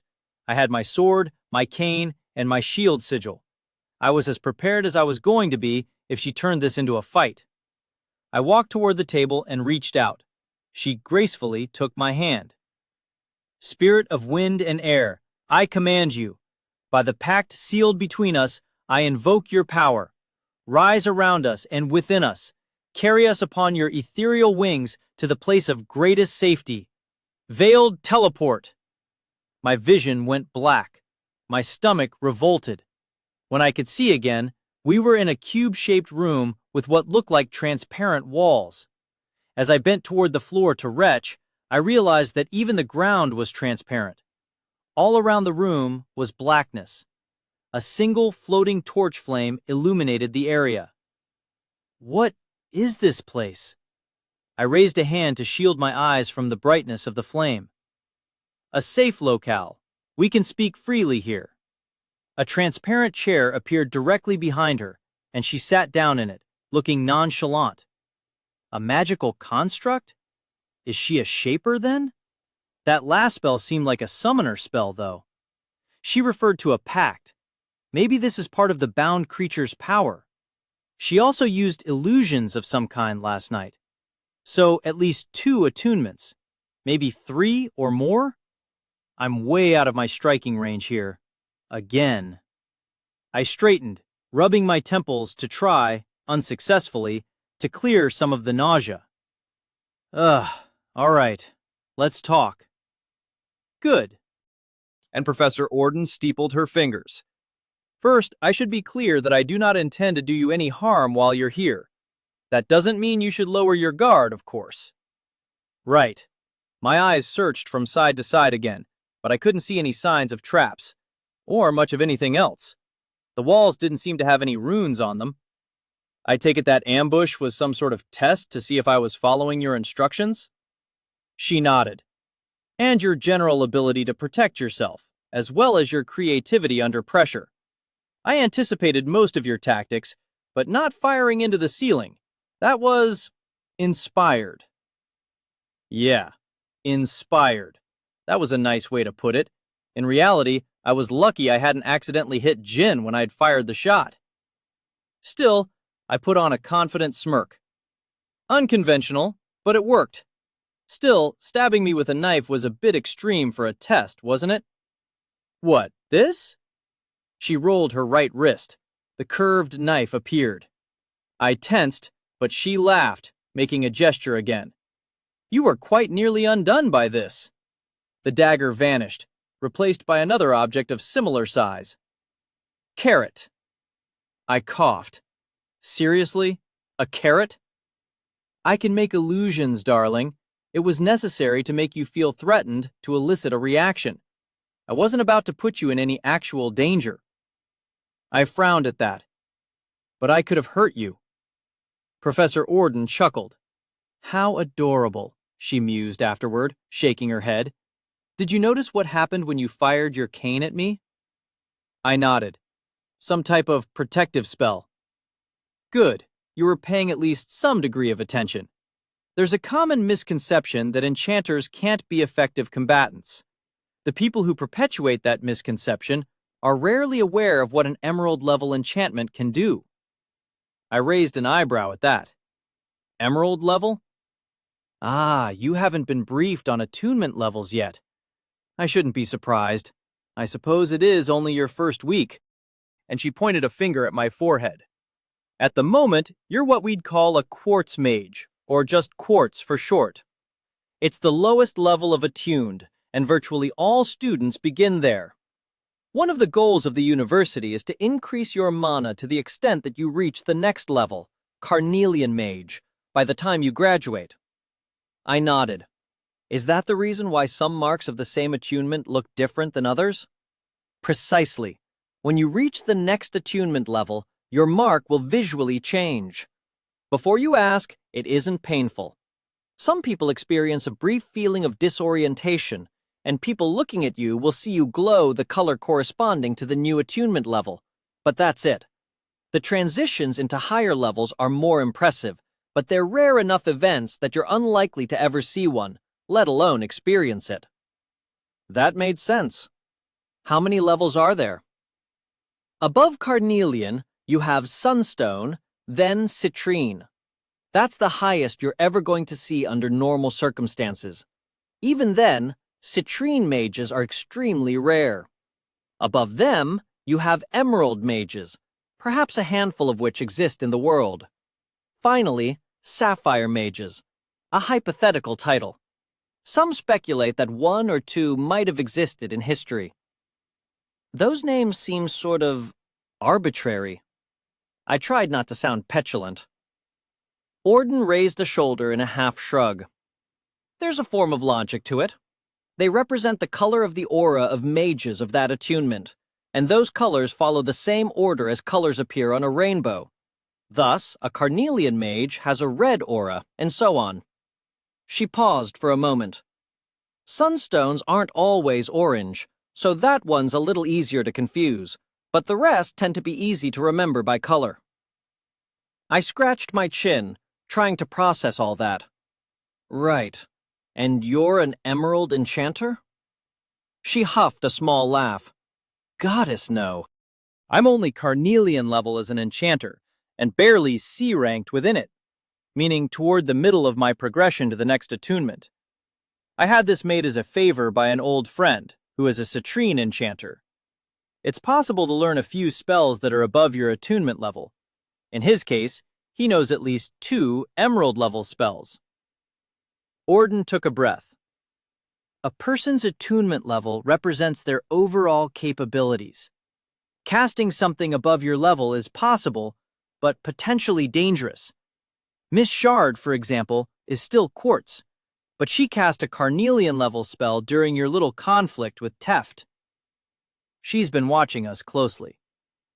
So I take it an emerald-level protection spell can block, what, dozens of hits from a cane instead of a couple? One could devise an enchantment to do that at a much lower level. I could make such a thing myself. No, my vest absorbs mana from low-level offensive spells. Yes, a dueling cane's attacks are spells, and redirects that mana into recharging my other magical items. If you had managed to penetrate that defense with a powerful enough attack, which you don't have, of course, one of my other defensive items would have stopped it. Holy goddess, that's not even remotely fair. If items that powerful exist, why don't we see people using them all the time? Keeping items like my tunic rare keeps the people who have them, that is, the people who already are in power, secure. Beyond that, they're hard to make.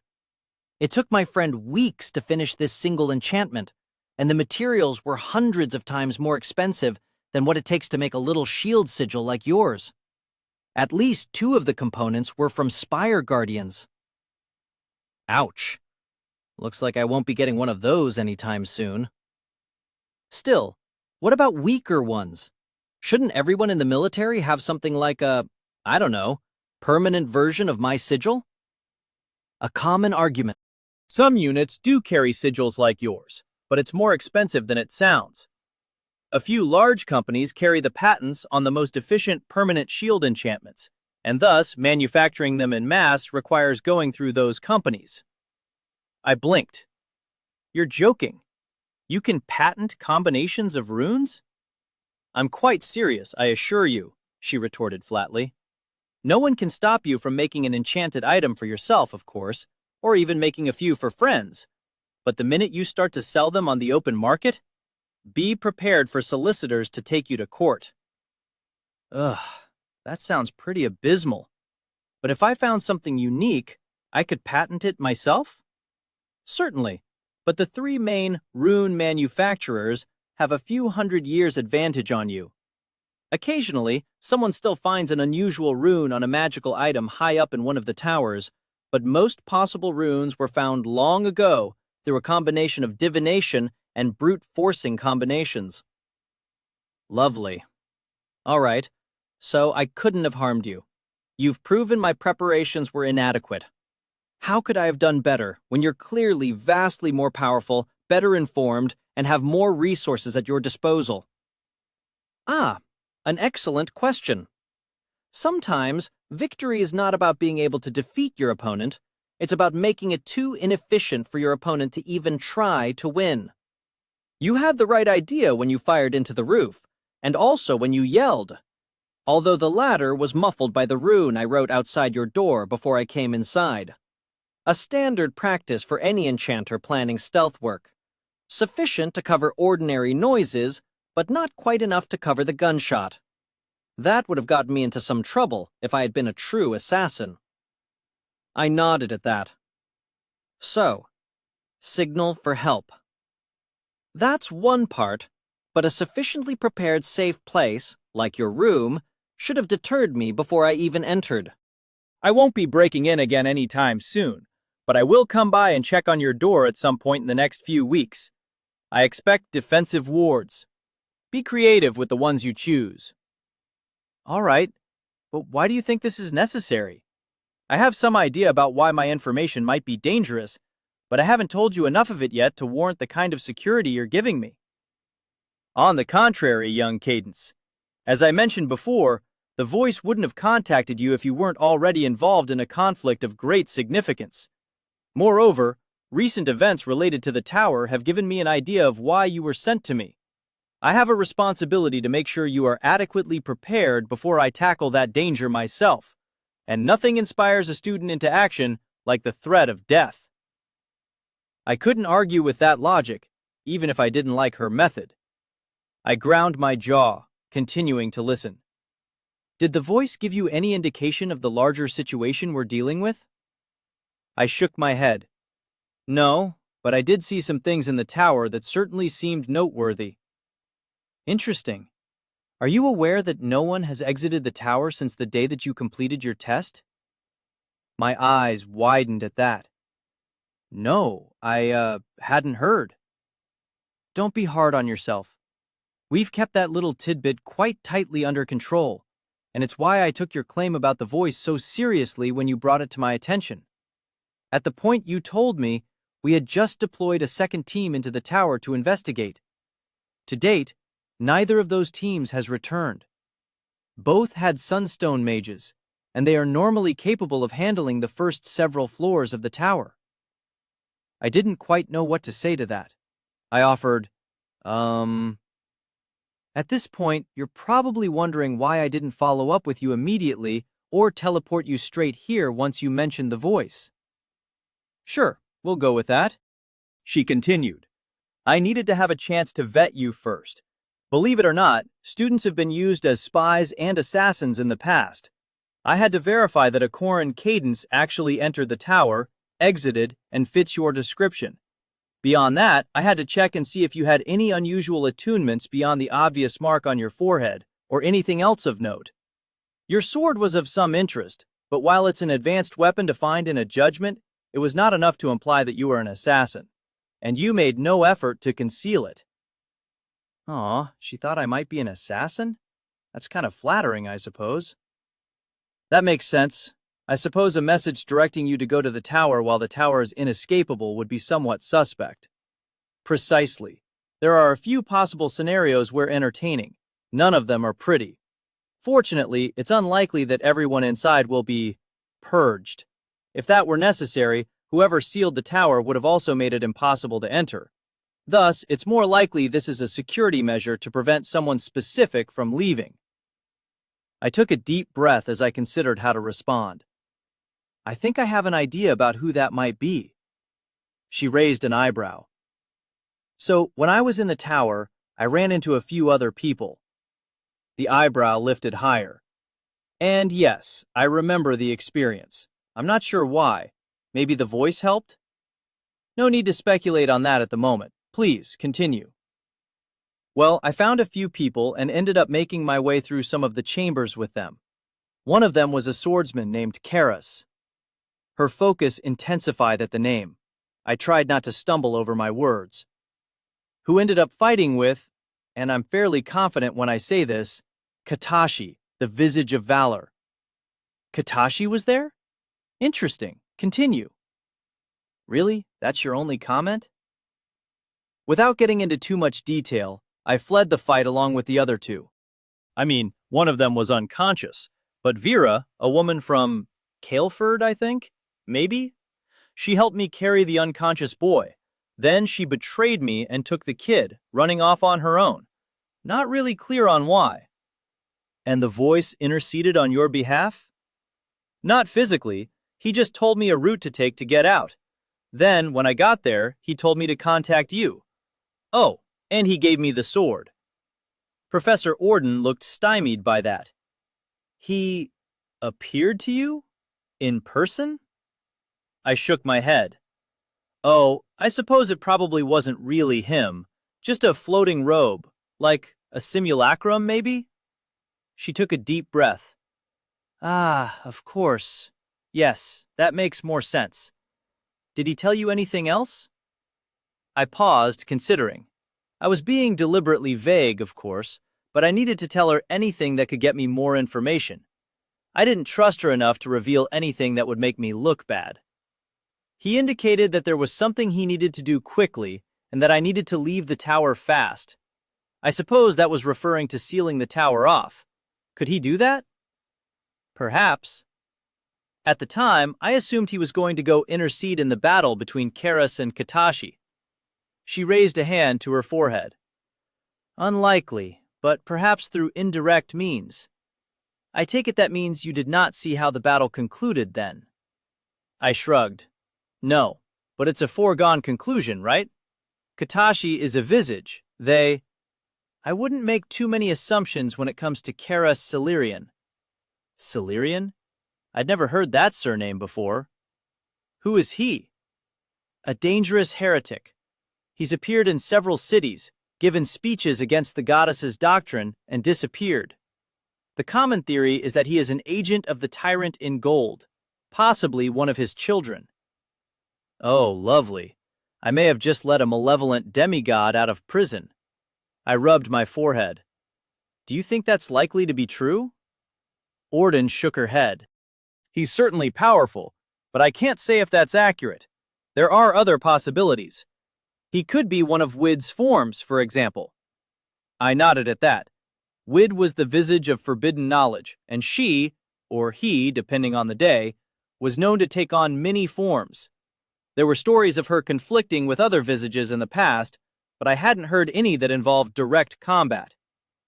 Do you think Karas is the reason the tower was sealed? She shifted her hand, drumming her fingers on the chair. That is an excellent question. Knowing that Karas is involved certainly puts the whole situation in a different light. It's possible he's responsible. I'll have to consider it and investigate further. You're welcome to research him yourself, but don't make it your primary focus. Orden paused, eyes pensive. You said the woman with him was named Vera and sounded Kalish? I thought back to when I'd met Vera and her interactions with the other prisoners. Yeah, but I don't think they were working together. She fled just the same as I did when the battle started. Interesting. And you mentioned a young boy, another applicant like yourself? Not sure. He had even darker skin than Vera, so he was probably Kalish too. He looked too young to be taking a judgment, and he had an unusual mark on his forehead. It was large for an attunement. It looked more like a tattoo. That could be nothing. Tattoos are much more common in Caleford. But you're right that it's unusual enough to note. If nothing else, it should be possible to find out if a young Calefordian with a forehead tattoo entered through the door of judgment recently. Do people from Caleford take their judgments at a younger age than we do? She shook her head. No, but people from Edria take them at 12 or 13.